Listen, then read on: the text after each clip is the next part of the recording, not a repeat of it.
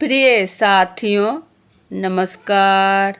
मैं संजू कुमारी सरोज आप सभी का सरोज संपदा चैनल पर सहृदय स्वागत करती हूँ। आज इस सेशन में हम सब पार्ट 1 के अंतर्गत रिवीजन फटाफट जो प्रीवियस ईयर क्वेश्चन जून 2019 से टॉप क्वेश्चंस हिंदी पेपर 2 से लिया गया है।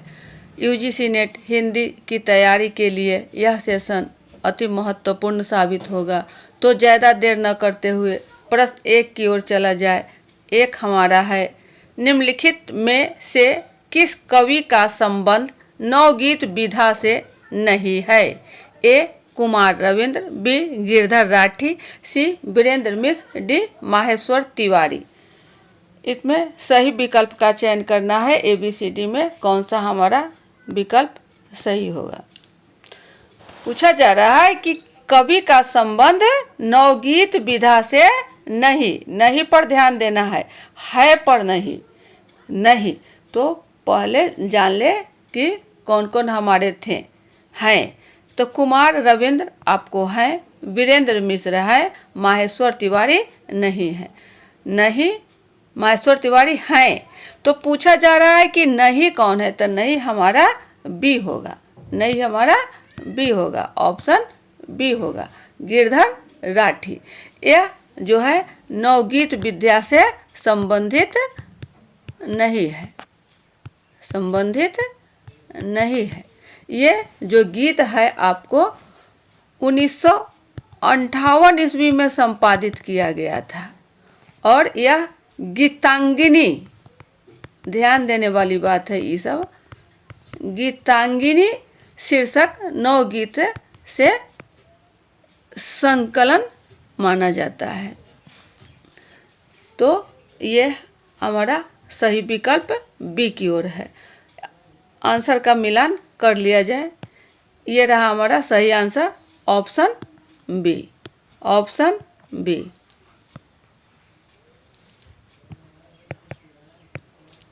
अगला प्रश्न 2 पर है, माई न होती बाप न होते, कर्म न होता काया, हम नहीं होते तुम नहीं होते, कौन कहाँ ते आया, चांद न होता सूर्य न होता, पानी पवन मिलाया,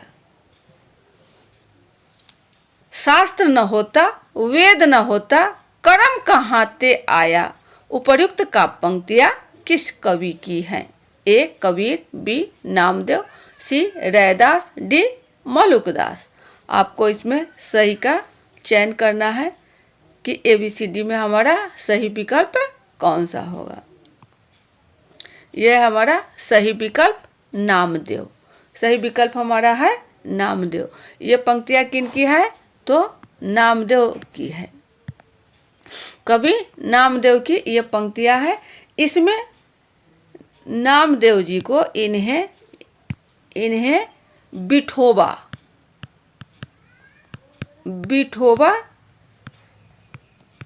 संत भी कहा जाता है। किन्हें? नामदेव जी को।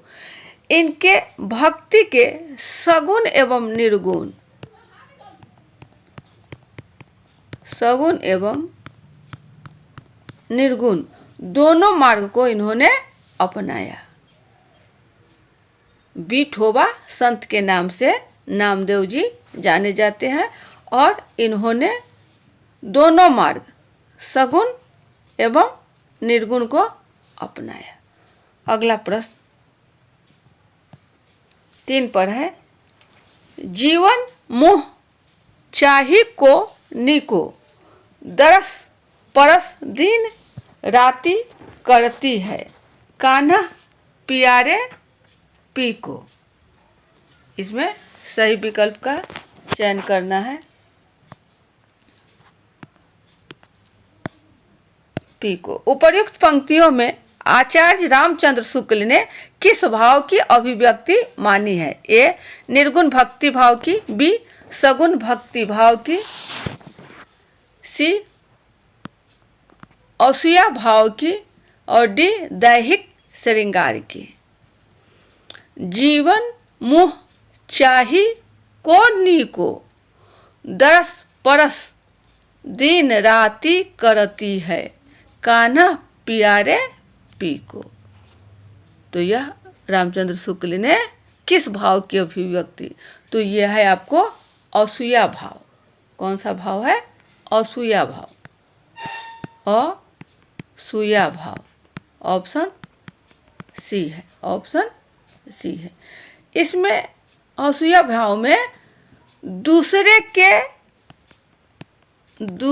के गुण में दोष निकालने की प्रवृत्ति होती है।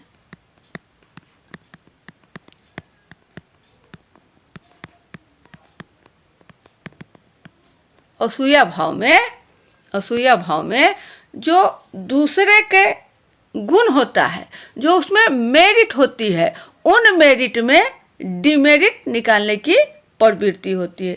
यह है आपका असूया भाव। यही आप समझे कि निर्गुण भक्ति भाव के अंतर्गत जो प्रमुख कवि हैं वो है आपको कबीर साहब, रैदास साहब, जंभनाथ, लालदास, दादू दयाल। ये सब आपको प्रमुख कवि के रूप में माने जाते हैं। सगुण भक्ति भाव में है आपको सूरदास जी, तुलसीदास जी, मीरा, नंददास, कृष्णदास, परमानंद दास और कुंभन दास। ये सब आपको सगुण भाव के हैं। वहीं दैहिक श्रृंगार, ये जो है आपको जो स्त्रियोचित एक गुण होता है मुख्य रूप से, जिसमें बाहरी साज सज्जा का एक स्वरूप होता है। तो ये थे आपको ऑप्शन सी की ओर। हमारा सही आंसर सी है। मिलान कर ले सही आंसर का। ये रहा सही आंसर सी, असूया भाव की। C is the right answer of this question. Next question है हमारा 4 पर। बैठे हुए सुखद आतप में मृग रोमंथन करते हैं, वन के जीव विवर से बाहर हो विश्रब्द बिछड़ते हैं।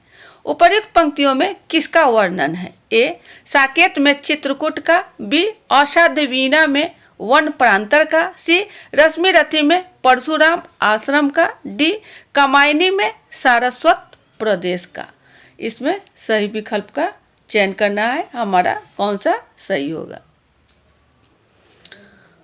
तो यह जो पंक्तियां है आपको, यह रश्मि रथी, यह पंक्ति रश्मि रथी यानी रामधारी सिंह दिनकर रचित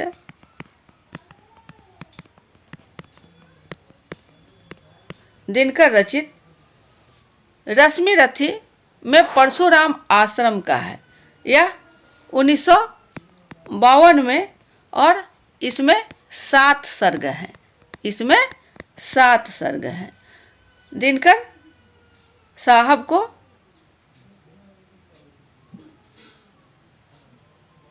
यह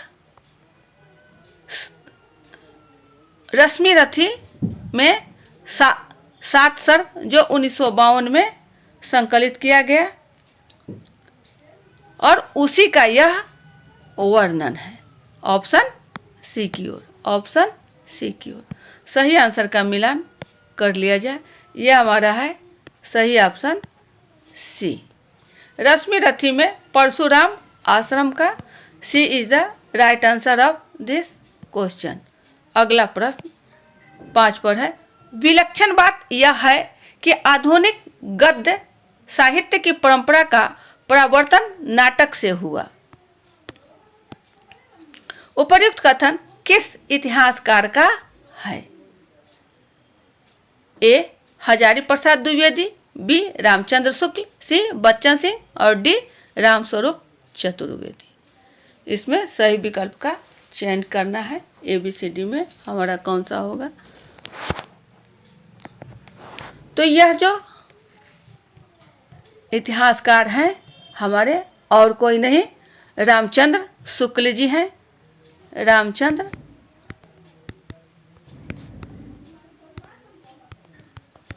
और हिंदी के प्रथम नाटक में इनकी जो प्रस्तुता रही विशेष रूप से, वह है आपको डॉक्टर दशरथ ओझा।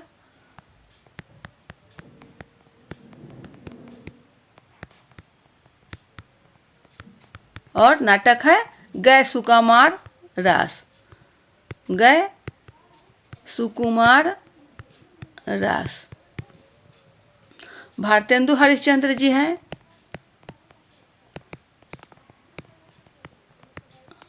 यह है नहुस। तो हमारा सही विकल्प यहाँ क्या होगा? Option B. Option B, Ramchandra Shukla सही आंसर। ये रहा हमारा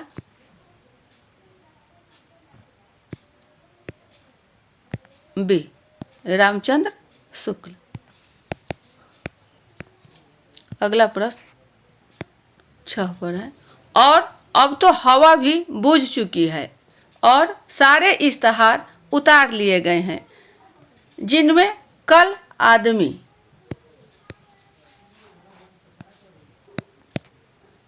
आदमी अकाल था।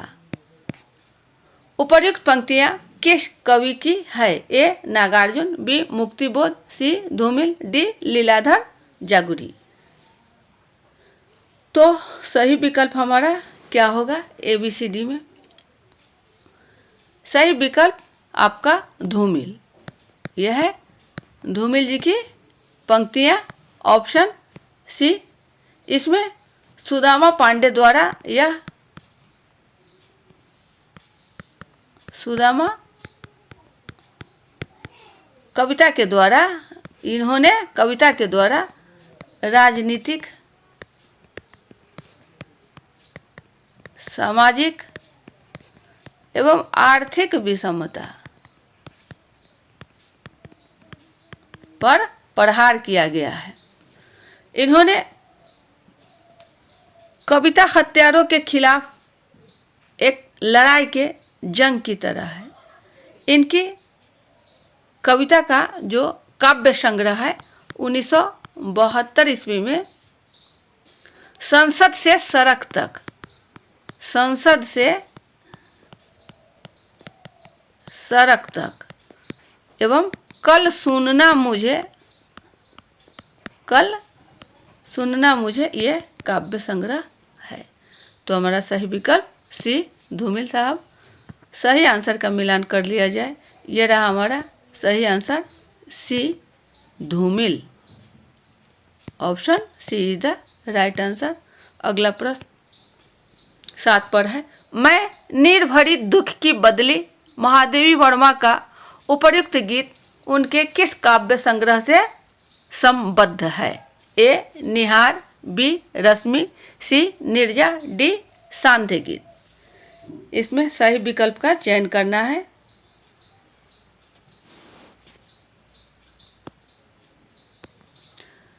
मैं निर्भरी दुख की बदली आपको सांध्य गीत से लिया गया है। सांध्य गीत, ऑप्शन डी सांध्य गीत से लिया गया है। ये कविताओं का एक संग्रह है।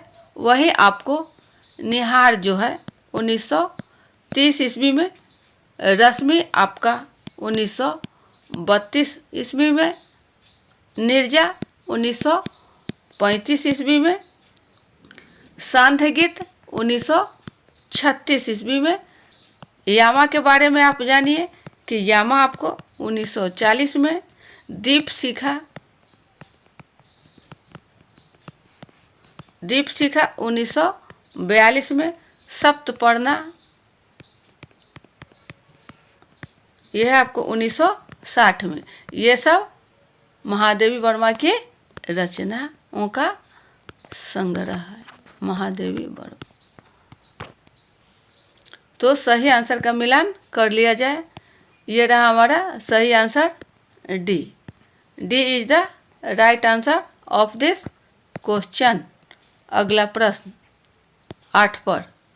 जुंग के अनुसार पिता पर अधिकार जमाने के लिए लड़की की अपनी मां से प्रतिस्पर्धा को किस ग्रंथि के रूप में जाना जाता है? ए परपीड़न रति ग्रंथि, बी इलेक्ट्रा ग्रंथि, सी आत्मपीड़न रति ग्रंथि, डी इडिपस ग्रंथि। ABCD में सही विकल्प का चयन करना है। इसमें हमारा सही विकल्प क्या होगा? जुंग। ये जुंग जो है आपको मनोवैज्ञानिक, जुंग मनोवैज्ञानिक के नाम से, मनोवैज्ञानिक कौन सा मनोवैज्ञानिक? तो साइको मनोवैज्ञानिक, यानी साइको मनोवैज्ञानिक,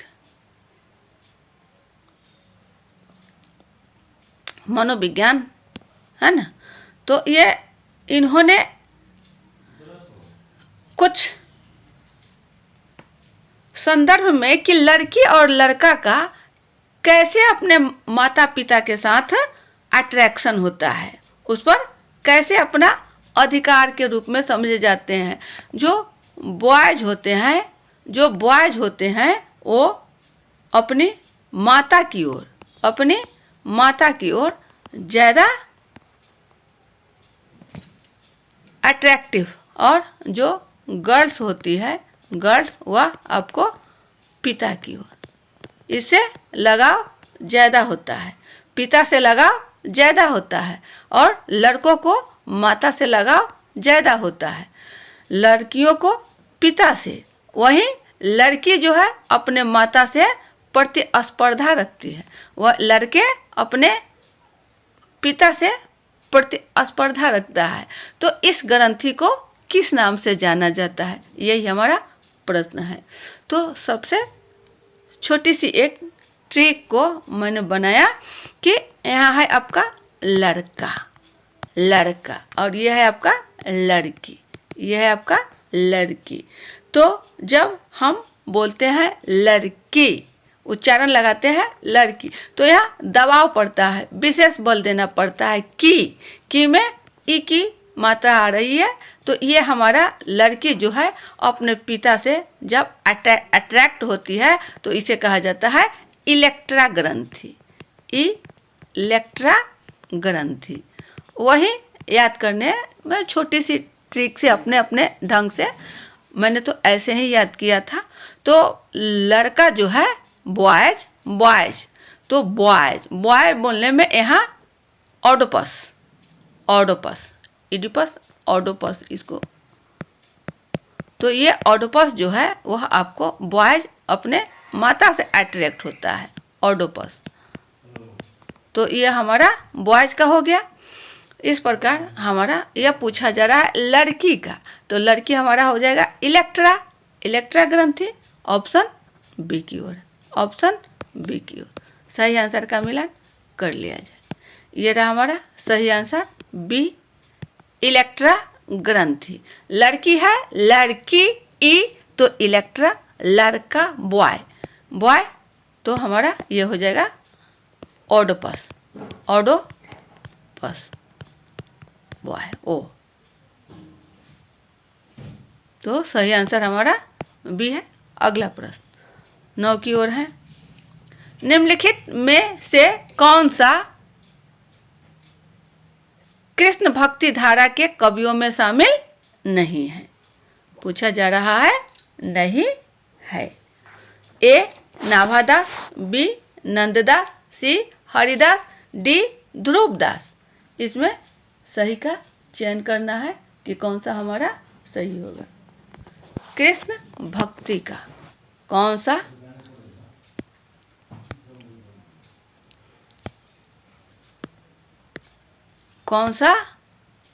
कवि शामिल नहीं है, कवियों में शामिल नहीं है?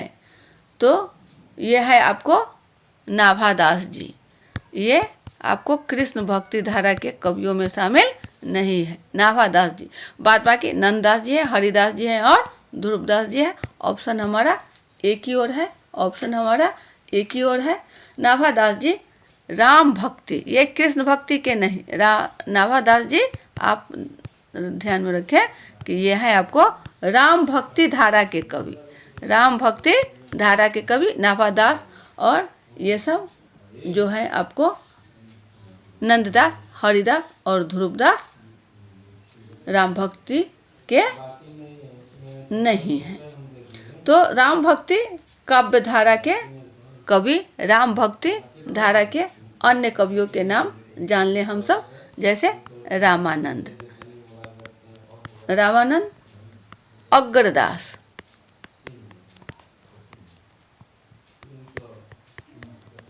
तुलसीदास, नाभादास, नरोत्तम दास, विष्णुदास, नरहरिदास और ईश्वरदास। ये सब आपको राम भक्ति कवि के हैं। वहीं कृष्ण भक्ति के कवि के रूप में जो जाने जाते हैं वह है आपको नंददास, हरिदास,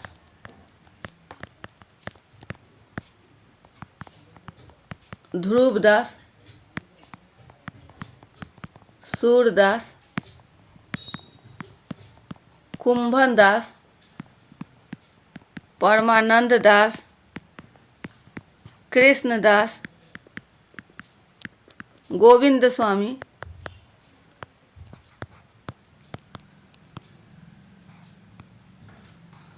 चित्त स्वामी, चतुर्भुज दास, रसखान, मीरा, रहीम। ये सब आपको कृष्ण भक्ति, ये है आपको कृष्ण भक्ति धारा के कवि। तो हमारा सही विकल्प एक ही ओर है, सही विकल्प ये है। आंसर का मिलान कर लिया जाए, ये रहा हमारा सही answer, option A. Nabhadas Krishna भक्ति कवियों में नहीं है, याद रखना है, ये राम भक्ति के हैं। अगला प्रश्न 10 पर है, यही सच है कि कहानीकार कौन है? ए कृष्णा सोबती, बी उषा प्रियंवदा, सी मन्नू भंडारी और डी मृदुला गर्ग। ABCD में सही बताना है कि कहानीकार यही सच है किनकी है। तो यह है आपका मन्नू भंडारे, विकल्प सी की ओर, विकल्प हमारा सी है, मन्नू भंडारी है। जाने कृष्णा सोबती के बारे में कि इनकी कहानी जो है यारों के यार, यारों के यार, सिक्का बदल गया, ए लड़की, मित्रों मर जानी, ये सब आपको कृष्णा सोबती का है। वहीं उषा प्रियंवदा जी का है आपका वापसी, वापसी, जिंदगी और गुलाब के फूल।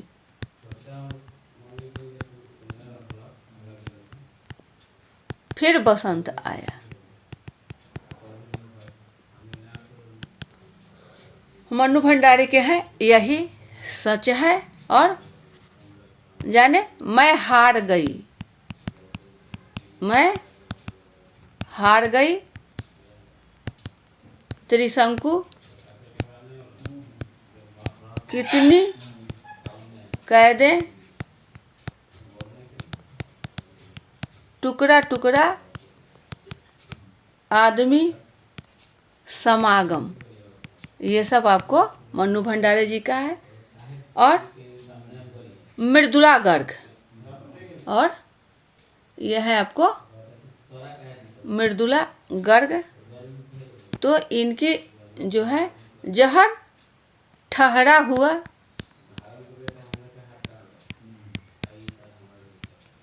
जहर ठहरा हुआ, लाक्षागृह, अपनी वापसी, जगदम्बा बाबू,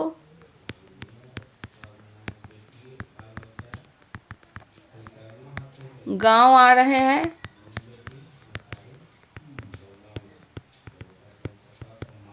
यह है आपको मृदुला गर्ग।